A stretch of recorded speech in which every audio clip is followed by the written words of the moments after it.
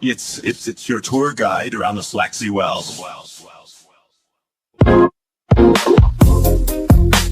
How long the tour bus, so let's go. Wednesday and Sunday out when you can take the tour. Hop on now, we starting out. Texas land, the Panthers shout. Tigers roar and deserts drought. What's that whisper? Ain't no doubt. Next to Boot got Jags to see. More tigers prowling, making others flee. Arkansas, a quick short spree. Golden Lions, they run free. How long the tour bus, so let's go. Wednesday and Sunday out when you can take the tour. We love the sip, so we raising cheers. Delta doubles, fueling fears. Braves and Tigers through the years. Echo loud and crowded spheres. Swing through Bama, hear them call. Hornets buzzing, stand up tall. Bulldogs barking in the hall. Feel the rhythm break or fall. Sunshine State, we ending last. Rattlers creeping, moving fast. Join the chorus, make it blast. Wildcats passing, future, hold it fast. SWAC stories on the stage. Every chapter turning page.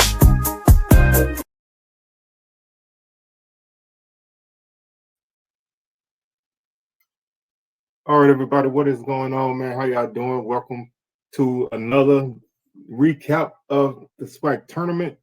This is day 2, aka the day where 3 out of the 4 favorites won.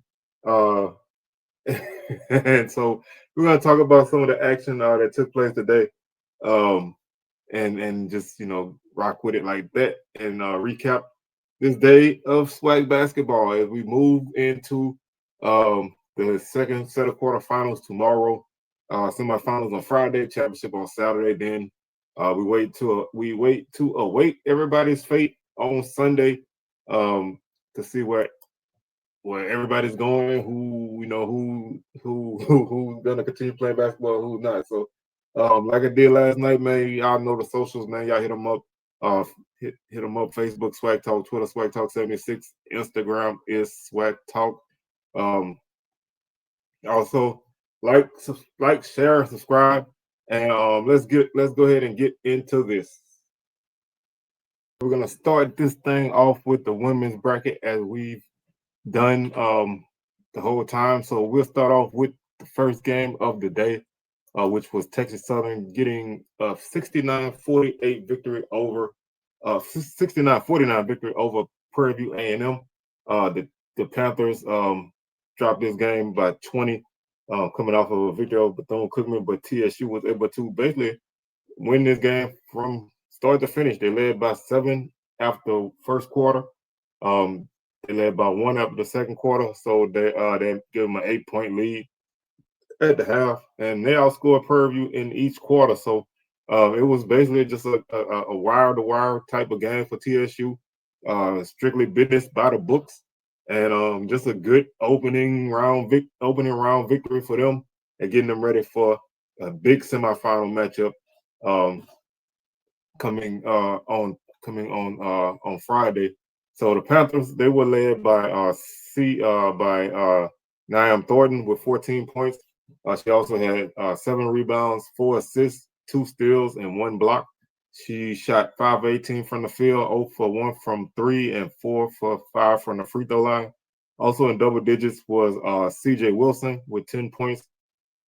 She also had 7 rebounds and finished shooting 5 of 16 from the field, 0 for 2 from 3. Didn't attempt a free throw. Panthers shot 28% from the field, 20 of 71, 0 for 13 from 3, and 9 for 13 from the free throw line. So just not a good shooting night at all for the Panthers. Actually, this was their second consecutive bad shooting night in the tournament. This one they were unable to overcome like they were in the game yesterday, but they also finished with 36 rebounds, 6 assists, 9 steals, 3 blocks, 9 turnovers, and 19 fouls. TSU was led. They were led in scoring by Alicia Fantroy. She had 17 points and 11 rebounds. Nice double-double for her. 4 assists and 3 blocks. She was 8 of 16 from the field, 1 of 4 from 3. No free throws there. That's a surprise in with numbers like that. Also, Cortland Laudermill had 14 points as well and 4 rebounds, 2 assists, 1 block. She was 3 of 8 from the field, 1 of 5 from 3, and 7 of 8 from the line. Also in double figures was Deja Holmes with 12 points and 2 rebounds. She had 1 assist, 2 blocks, and a steal. She was 4 of 8 from the field, 1 of 4 from 3, and 3 of 4 from the line. Tiger shot 38% from the field, 28% from 3, 6 of 21, and 19 of 24 from the free throw line for 79%. Not a great shooting night for them either, but they were able to do what they needed to do and get the win. They finished with 37 rebounds, they finished with 49 rebounds, and they won the rebounding battle in a big margin. 15 assists, 2 steals, 6 blocks. They had 15 turnovers and 16 fouls. So, like I said, just strictly by the books victory. This is their second victory on PV since Saturday. So, they kind of understood what it took to get this win, and they did what they needed to do so they could advance to the next round where they will play. They will play the winner of Alabama A&M and Alcorn in the semifinals on Friday. So now they get the day off, and so that's one of the benefits of being a top team. You get the day off if you win. And so they get the day off and get to come back on Friday and run it again and see if they can advance to the conference championship, where they will face. At this point, obviously, we don't know who's going to come out on the other side, but they have a chance to get there. That game on Saturday, that game on Friday, no matter who it's against, whether it's A&M or Alcorn, is going to be a great game because both of those teams are capable, teams that are capable of winning it all, and so that's a huge semifinal matchup for these teams, for this team, and we'll see how it turns out. Our other women's quarterfinal of the day was another game that was kind of just strictly by the books, and that was Southern defeating Mississippi Valley, the Devils, who were kind of the Cinderella coming into the tournament. They won like 3 straight to get in. And then they won last night against Florida A&M. And so, they were kind of a team that a lot of people who were rooting for, So going up against the number 1 seed Southern, you kind of think Valley might have a little bit more magic in their wand, so to speak, but they didn't. Southern was able to just, again, another by the books game, as they won this game 63-43. To advance to the semifinals on Friday.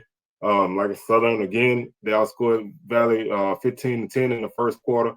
Outscored them 19-13 in the second quarter to take a lead into the half. And they again outscored Valley each quarter. A very low scoring fourth quarter. The game kind of got off the rails a bit in terms of flow and execution for both teams. There were only 17 total points in the fourth quarter, but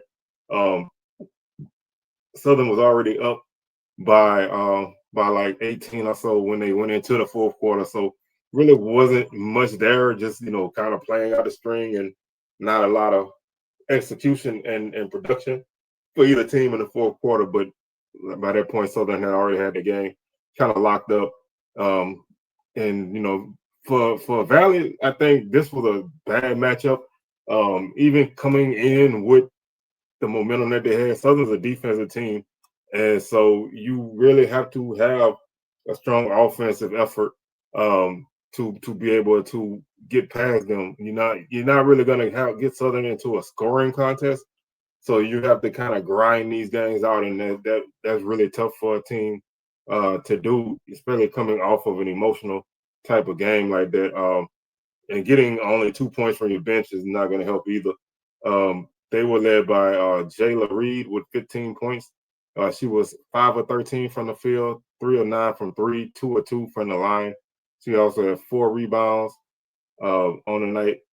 Also in double figures was Jada Murphy with 10 points, and she had 1 rebound, 6 assists, 3 steals. She was 3 of 4 from the field, 2 of 3 from three, and 2 of 4 from the line. And like I said, Delta Devils shot 33% from the field, 14 of 42, 5 of 16 from three for 31%, and 10 of 18 from the line for 55%. They finished with 38 rebounds, 9 assists, 7 steals, 2 blocks, 25 turnovers, 24 fouls. Obviously, those numbers are going to hurt you every time. And then, Southern's a team that forces a lot of turnovers. So some of that is just because of who you played. And the rest of it is that's kind of what Valley is when you boil it all down. Great story aside, this team had played over their heads for the last few weeks. And so, it kind of came back on them at the end. But really solid effort for them in the tournament, even just to get in the tournament with everything that this team been through. Coaching change early, obviously just being, looked at as being a team who should be a doormat. I think they were picked last in the preseason, and they won 6 games and won a tournament game. So, this was a successful season for Valley, no matter how you slice it. The outcome today obviously wasn't what you want, but they did, they represented themselves, and they, hopefully they can continue to build and grow. And so this is a team we definitely look at. And they did this without Shadami McKnight, who is arguably their best player on the team. She did not play much at all this season. So you get her back, you get a couple other pieces. You got a solid coach there. And so we'll see if they continue to develop. Southern, they were led by Anaya Gordine with 13 points. Also, she had 7 rebounds, 1 assist, 3 steals. She was 5 of 10 from the field, 2 of 4 from three, 1 of 2 from the line. Also in double figures for Southern was Sanaya Reed with 13 points. She was 2 of 9 from the field. 5 of 17 from the field, 2 of 9 from three, 1 of 2 from the line. She had 4 rebounds, 2 steals, 1 block.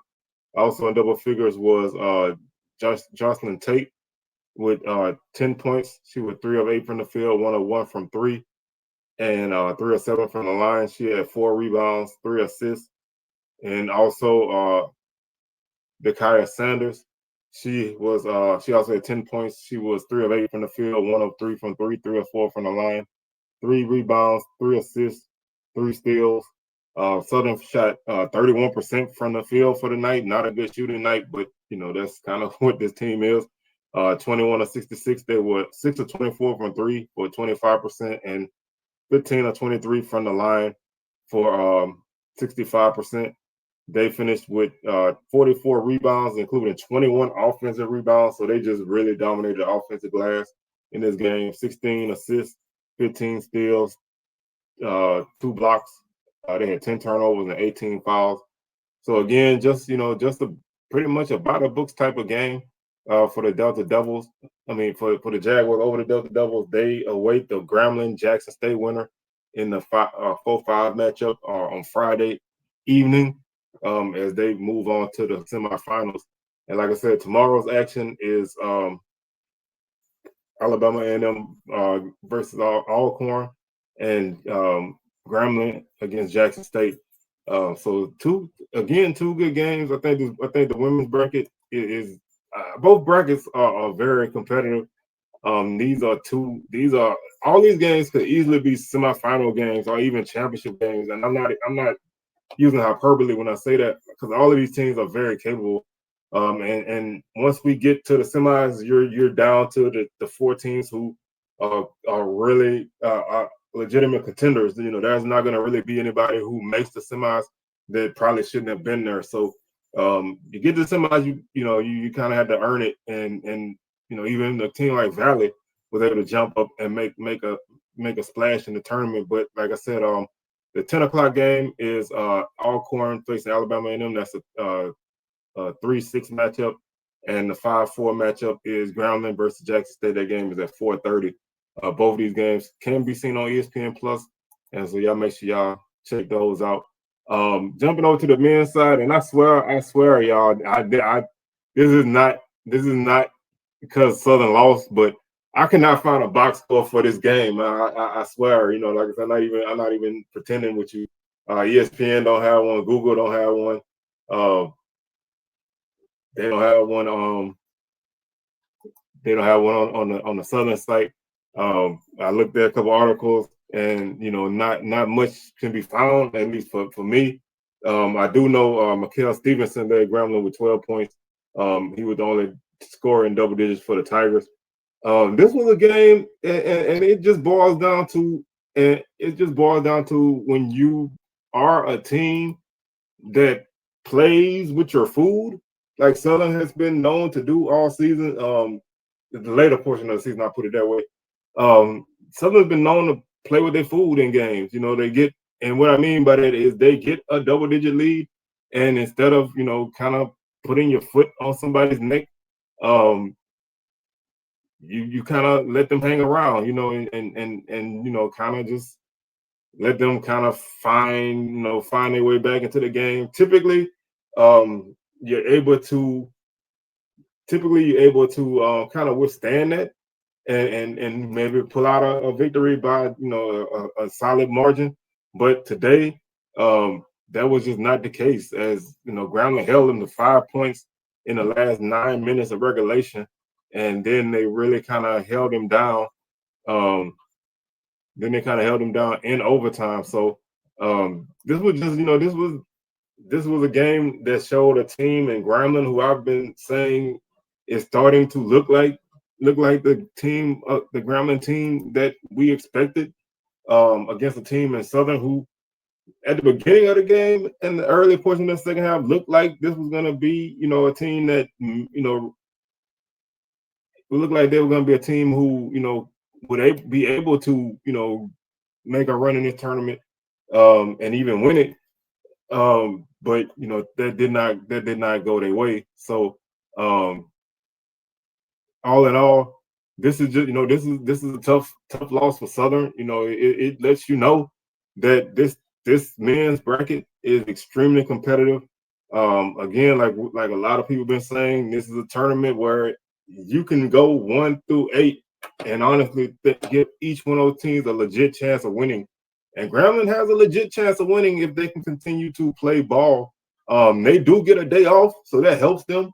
You know, that kind of alleviates, you know, having to, you know, there honestly is no 4 games or 4 days for a team coming out to play in. So they do get a day off, and so they don't have to really try to worry about playing straight through. They can kind of regroup and get ready on Friday afternoon for their quarterfinal, their semifinal matchup. So I would not hesitate to give Grambling a great chance of making a run in this thing. You know, you're going up against, you know, 2 teams that are not world beaters by, you know, in terms of being impossible to beat. They did beat Bama State in Montgomery. They lost to them at home, but they did beat them in Montgomery, and they played TSU tough both times that they played them this season. So they have, you know, matchups that are favorable. They may not be, you know, easy or anything like that, but you know, like Coach Jackson and this team, though that team is the definition of hard work and scrappiness. They get in, like I always say, they get in your chest and they make things hard for you. And they really probably should have beaten Southern at least 1 of the 2 times that they played, especially in Baton Rouge. They probably should have beat them in that game before all the chaos happened at the end. So this is not like, you know, 2 teams that were just so different in talent and everything that this is some huge upset. It's only an upset to me because of records and standings. You know, I mean, talent-wise, I don't think there's a huge gap between these 2 teams. So it's not like, you know, like a 1-win team, you know, that should have never made it playing against an undefeated team or a 1-loss team. You know, these 2 teams were kind of similar in style of play, and you know, they always play close with each other. So you match these two teams up, who knows? You never know what's going to happen. And so Grambling was able to get the victory and advance. And I salute Coach Jackson. Of course, as a Southern fan, it hurts to lose to Grambling, but I respect Coach Jackson a lot. I actually had a couple of chances to kind of shoot some DMs with him a couple of times, and I think he's a solid dude. So I respect the work that he's done there, and the defending champs are still there. You know what I'm saying? So like I always say, the defending champs are there until they're not, and they still there. They still there at least till Friday. So they could really muck up a lot of things that they can go on a run. And so Southern, we await we await their fate. Will they be able to make that that beast that Black College Invitational? If that is going on, if they make that, will they be able to make one of the other tournaments? We'll see. We'll see what Southern's fate is. Disappointing end to a great season, and so we'll just see what happens. But Tigers move on to the semifinals, where they will face, like I say, the winner of Texas Southern Alabama State. The last quarterfinal of the day, Jackson State got some revenge over Florida A&M after losing to the Rattlers 2 times this season. They were able to basically blow out the Rattlers 91-76. This was a game JSU, I think they jumped up like 12-3, so it was like never close, honestly. More than it wasn't a total blowout like 30 points, but it was a comfortable win for Jackson State. And this is what you want in an opening round game. Kind of get the kinks out, jump on the team early, even though you played them relatively even in the second half, but you never let them get into the game. And that's really what you need to do in situations like this. When you got a team on the ropes, you got to, even if you got to hold them with your hand on their head so they can swing, but they can't touch you, you just got to keep them at arm's length and, hold them off. But fam, you got a big effort from Roderick Coffey. He had 30 points on the night. He was 11 of 20 from the field, 4 of 9 from 3, 4 of 5 from the line. He had 4 rebounds, 5 assists, and 2 steals. Big game there for him. Jordan Chapman had 18 points as well. He was 4 of 7 from the field, 2 of 4 from 3, 8 of 8 from the line. He had 2 rebounds as well. And also Milton Matthews, he had 18 points. 7 of 18 from the field, 4 of 10 from 3, 0 for 1 from the line. He had 1 assist. He had a Carmelo Anthony game, double-digit points, no rebounds, 1 assist and 1 steal. Rattlers didn't really get a lot of production from their bench. They only got 5 points off their bench, and they only played 4 guys off the bench, and really they only played 2 because 2 guys only played like 3 minutes and 1 minute apiece. So they really did not have the depth. They played in this tournament. I don't know what the issue was, but they played the tournament without Sterling Young, who is basically the leading scorer and the SWAC player of the year. He didn't play in either one of these games. So when you lose a guy like that, it's going to affect you. But I don't think, I think the way JSU is playing right now, that probably wouldn't have been that big of a difference. But they didn't play with it. They didn't have a lot of numbers in this game, and it bit them. But Jackson State was the reason why. Rattlers 41% from the field, 25 of 61, 10 of 27 from 3, 37%, 16 of 24 from the line, 66%, 25 rebounds, 13 assists, 4 steals, 2 blocks, 4 turnovers, 18 fouls. FAMU's a team that just doesn't really force a lot of turnovers, so they're not gonna, they're never gonna have high skill numbers, and that kind of hurts you in games like this because you need to force some turnovers and get some transition buckets to kind of keep yourself in a game like this, and they can't do that often. They made 10 threes, which is right around the average, but they didn't really have a lot else going for them in this game, so they bow out after winning that opening round game. Jackson State. Balanced game. They also didn't get much from their bench. They had 1 guy play 24 minutes off the bench. They only played 3 guys off the bench as well. So neither team really went deep into their bench. And if you Jackson State, that's great because your starters really put in work. You got double digits from all 5 of your starters. Even with a game where you only had 1 other guy score, your starters really put in work. Deshaun Ruffin had 29 points. He was 9 of 12 from the field, 5 of 6 from 3, and 6 of 7 from the line. He had 7 rebounds, 7 assists, 1 block, and 1 steal. Huge game for him. Also with 17 points with Shannon Grant. He had a great game against his old team. He was 6 of 9 from the field and 5 of 6 from the line. He was 16 rebounds, 2 assists, 4 blocks. Huge game for him. Also, Kevion Hunt had 15 points, 5 of 9 from the field, 1 of 5 from 3, 4 of 5 from the line. He had 1 rebound, 7 assists as well. He had 1 steal. Also, Romel Mansell, he had 14 points and 2 rebounds, 3 assists. He also was 5 of 6 from the field, 4 of 7 from the line. And Dorian McMillan, the SWAC Freshman of the Year, he had 13 points on the night, 6 rebounds, 4 of 7 from the field, 1 of 1 from 3, 4 of 4 from the line. Tiger 61% from the field, 30 of 49, 41% from 3, 8 of 17, and 79% from the field, 23 of 29. Really great shooting night for the Tigers. They did everything right in this game. 38 rebounds, 21 assists, 2 steals, 5 blocks, only 9 turnovers, and 16 fouls. So great game for Jackson State. I will go on the record and say, man, I don't understand how Deshaun Ruffin didn't get SWAC Player of the Year. I really think that guy really deserved it. He had a great season. I mean, he was a game breaker. He helped lead a team to a 14-4 record. I think he really should have been the Player of the Year. I've seen both of those guys play in person, and I really felt like Ruffin was the kind of guy that makes you nervous. He's the kind of guy that you really don't want to see with the ball in his hands. Like he can do a lot, and that's not taking anything from Sterling Young, but I just feel like Ruffin was that guy. I mean, that I thought he would win it. He didn't, but it is what it is. The Tigers, they advanced to the semifinals on Friday, where they take on the Bethune-Cookman Alcorn winner. And that's an interesting matchup because Alcorn is the low seed, but they swept Bethune-Cookman this season. So the next two quarterfinals are also really interesting games. Like I said, so you really, this is going to be a great tournament moving forward. Just giving you the schedule for tomorrow. Alabama State and Texas Southern play at 1 p.m. That's the 5-4 matchup. And the 3-6 matchup is Bethune-Cookman versus Alcorn. That's a 7:30 p.m. tip-off. And so that's basically where we stand. So with that being said, man, I'm your tour guide around the SWAC Seawells, signing out, and I will catch y'all on the rebound. Peace.